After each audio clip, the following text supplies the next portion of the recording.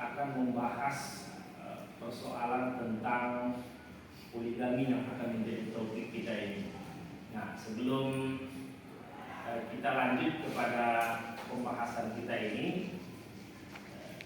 saya pikir topiknya topik yang agak serius, tapi iya ya. Kira-kira siapa yang setuju poligami? Ada? Setuju? Setuju. Laki-laki setuju poligami. Yang perempuan kira-kira setuju nggak? Yang perempuan? Tidak. Setuju? Tidak. Oke, baik. Nanti akan kita lihat. Oke. Baik, sebelum kita lanjut ke pembelajaran kita itu, saya ingin bertanya dulu persoalan tentang topik kita yang lewat itu. Saya ingin menanyakan, mengulang kembali kira-kira satu orang. Nah, pertanyaannya, topik kita yang kemarin itu, bagaimana hukumnya untuk melaksanakan walimatul urus? Nah, coba siapa yang bisa menjawab? Siapa yang bisa? Coba. Yang kemarin, coba. Siapa ya? Salah nggak apa-apa. Ayo silakan. Apa hukumnya melaksanakan walimah, pesta perkawinan, pesta pernikahan? Coba. Silakan. Hukum melaksanakan walimatul urus sunnah muakkad, Pak. Sunnah muakkad. Dianjurkan, Pak. Oke. Berarti artinya adalah pernikahan itu dilakukan, kemudian diadakan walimatul urus. Tujuannya itu adalah untuk memberikan kabar gembira kepada orang banyak. Agar apa? Agar orang tidak curiga. Nanti ketika berduaan, orang akan bertanya, siapa itu, udah menikah atau belum itu? Nah, makanya kalau dilaksanakan walimatul urus itu adalah untuk menghindari fitnah, tidak terjadi di tengah-tengah masyarakat. Oke, baik, siap dulu. Baik, terima kasih. Oke, sekarang kita membahas tentang persoalan poligami. Nah, ini poligami lagi. Sebelum kita ke situ, coba kita pahami bersama apa tujuan pembelajaran kita ini. Capaian pembelajaran kita ini. Yang pertama itu adalah mahasiswa mampu mengetahui dan memahami tentang konsep poligami, alasan, syarat serta hikmah dan prosedur pelaksanaannya, baik menurut hukum Islam dan peraturan perundang-undangan yang berlaku di Indonesia. Jadi diharapkan mahasiswa itu harus mampu mengetahui konsep apa yang dimaksud dengan poligami, bagaimana pelaksanaannya, apakah seindah yang kita bayangkan bagi orang yang setuju dalam melaksanakan poligami, atau keindahan yang dibayangkan itu ternyata sangat berat ketika di dalam ujung ayat itu disampaikan Allah takdilu fawahidah. Ketika tidak mampu untuk berlaku adil, maka cukuplah satu. Oke, baik. Kemudian kemampuan akhir. Nah, mahasiswa dapat menjelaskan dan menganalisa pelaksanaan dan prosedur. Nah, yang pertama kita perhatikan tentang definisi poligami. Nah, ini ada setidaknya 4 ini kalau kita perhatikan slide itu. Senang nggak itu? Hah? Senang nggak itu? Coba siapa yang bilang senang sebelum kita lanjut? Siapa yang bilang senang? Coba. Nah, silakan. Ya, dari dulu. Coba. Apa senangnya kalau istri yang 4 bisa lurus rumah tangga nih, atau lurus rumahnya nih? Coba. Senang. Oh, banyak yang lurus rumah. Nih, satu lagi coba. Apa senangnya? Coba. Senangnya, Pak, banyak yang urus kita, Pak. Banyak yang ngurus kita, banyak yang melayani berarti ya. Iya, Pak. Kalau terluka makanya kalau baru punya istri 4 itu berarti selesai dari makannya dia. Aturan 3 kali sehari menjadi 6 kali sehari. Oke, baik, terima kasih. Terus ya, yang sudah menjawab. Nah, sekarang siapa yang bilang tidak senang? Ini pasti perempuan ini. Coba, siapa yang bisa? Yang bilang tidak senang, coba. Ada? Ada, coba. Ada? Nggak senang Pak karena berbagi kasih sayang. Berbagi kasih sayang ya. Hatiku ingin terpaut terhadap seorang saja. Yang boleh dibagi-bagi gitu ya. Oke, baik. Baik, coba kita perhatikan. Yang pertama adalah pengertian dari poligami itu sendiri berasal dari kata Yunani poli ataupun polus, berarti banyak, dan gemei atau gamas berarti istri atau pasangan, artinya banyak istri. Nah, di Indonesia ini sistem perkawinan itu menganut yang namanya azas poligami, tidak menganut azas poliandri. Kalau poliandri apa ya? Bersuami banyak. Nah, bersuami banyak. Yang ada adalah beristri banyak. Kalau bersuami banyak tidak dianut dalam azas perkawinan kita. Di dalam fikih namanya adalah taat berzaujah, yang berarti banyak istri. Nah, maka secara etimologi, dengarkan ya, secara etimologi poligami adalah kebolehan mengawini perempuan 2, 3 atau 4 kalau bisa berlaku adil. Nah, ingat kan artinya? Kalau bisa berlaku adil. Kalau nggak bisa berlaku adil nggak usah. Gitu ya. Harus bisa berlaku adil. Kalau tak bisa berlaku adil, jadi agak lega sedikit yang perempuan ini. Ya kan? Agak lega. Karena konsep adil itu sangat susah. Bukan berarti adil secara materi, juga harus adil secara moral. Nah, secara moral hatinya juga harus terbagi. Kalau 2 hari di istri pertama, maka 2 hari juga di istri kedua. Kalau 2 hari bersama istri pertama jalan-jalan, maka 2 hari juga bersama istri kedua jalan-jalan. Jangan istri pertama dibawa jalan-jalan 3 hari, kemudian istri pertama cuma dibawa ke pasar pulang. Nah, itu nggak boleh. Harus adil secara moral. Secara fisik juga seperti itu. Oke, baik. Next. Dasar hukum. Nah, memang Al-Quran ada di dalam Al-Quran itu disebutkan. Ya, dalam Al-Quran surat An-Nisa ayat 3. Wa in kuntum alla taqdilu wa in kuntum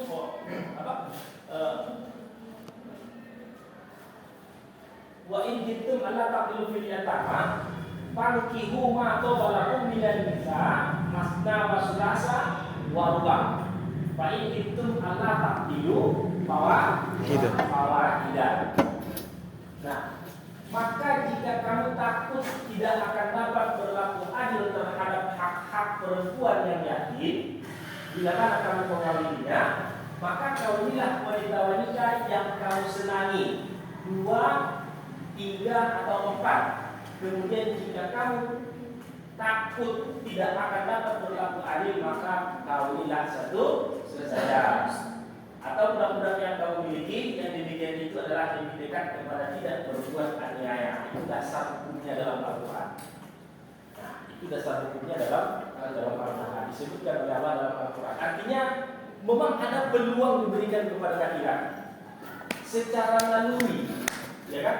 Secara naluri, memang laki-laki itu tertarik terhadap beberapa perempuan ini. Apalagi dipertegas dengan ayat Al-Quran ini. Nah, coba. Siapa yang tahu sebab turunnya ayat Al-Quran ini? Ada yang tahu? Ada yang tahu? Nah, jadi ayat Al-Quran ini turun ketika terjadi perang Uhud. Banyaknya para mujahid yang meninggal dunia di medan perang.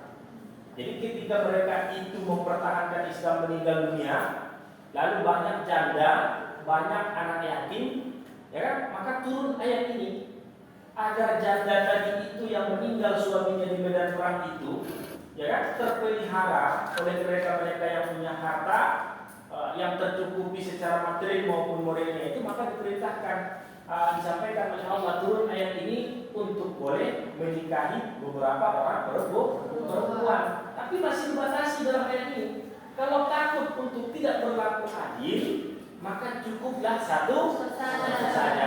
Nah, ini batasannya berapa kalau dalam ayat ini? Empat.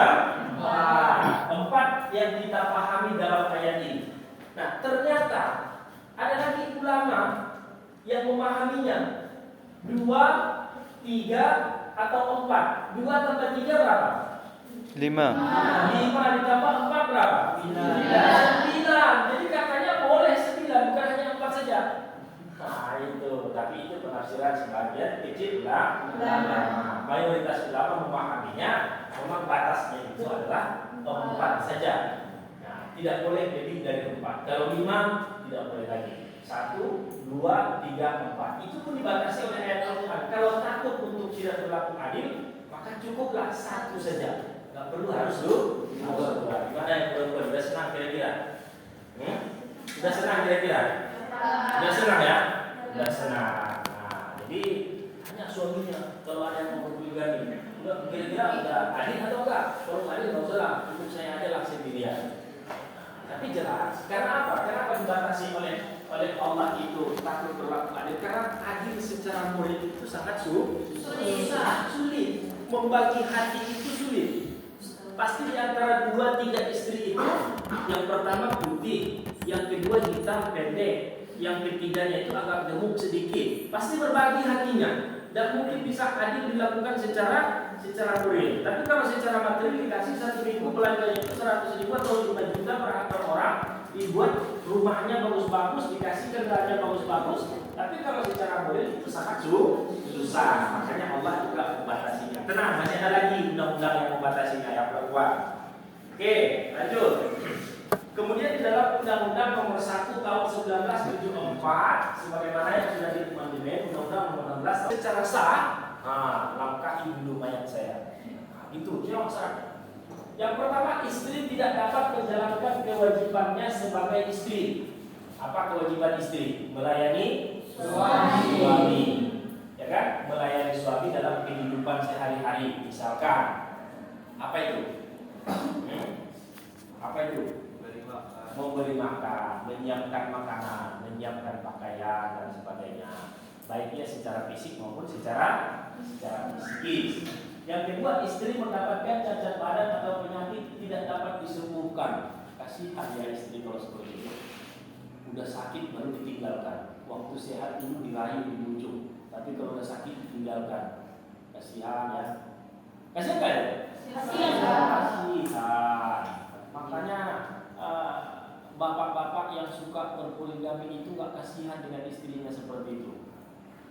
Tapi waktu muda dulu berjanji apapun yang datang kita hadapi bersama. Dunia ini adalah milik kita berdua. Gitu kan? Nyatanya kalau udah sakit ditinggalkannya. Oke, lanjut. Istri tidak dapat melahirkan keturunan. Nah, ini baru alasan bagi istri.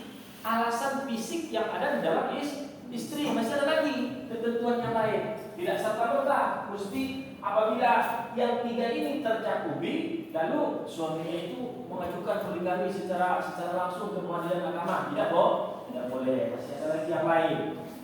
Nah, ini lihat pasal 5-nya. Di dalam pasal 5 itu disebutkan adanya persetujuan dari istri.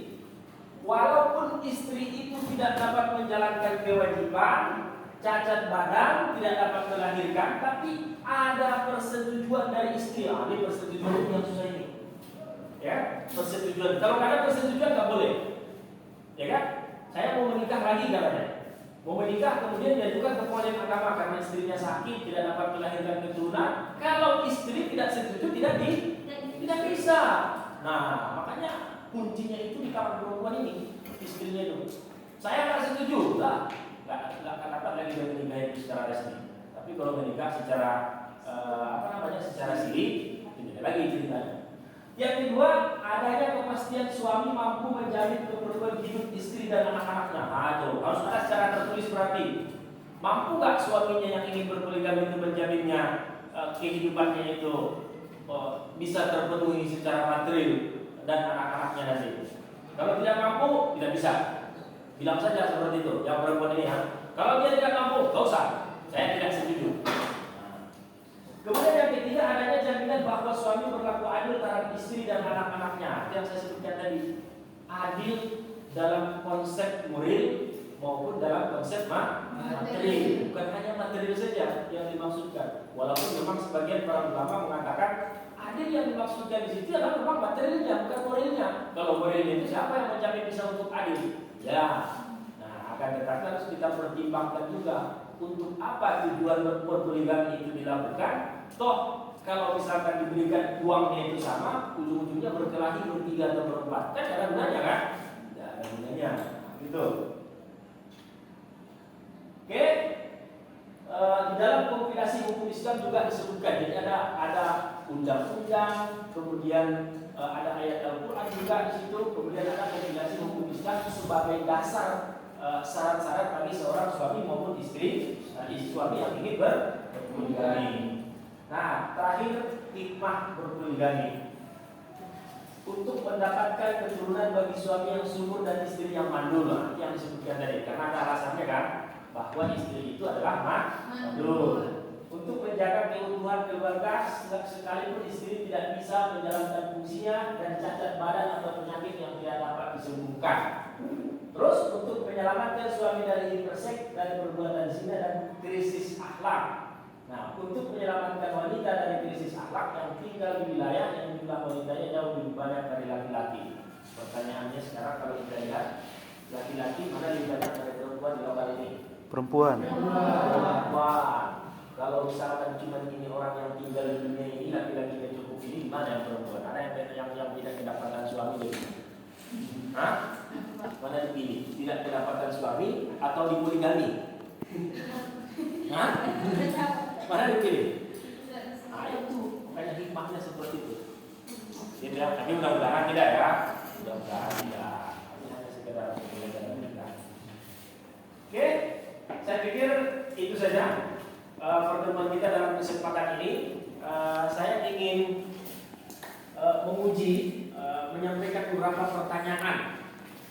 Nah, coba siapa yang bisa menjawab nanti saya catat dikasih nilai. Nah, sekarang siap? Siap ya? Siap ya. Oke. Nah, pertanyaannya, apa yang menjadi syarat-syarat bagi seorang suami yang ingin berpoligami? Siapa apa? Coba, yang tadi, yang saya sebutkan kan apa tadi? Coba, ayo, cepat.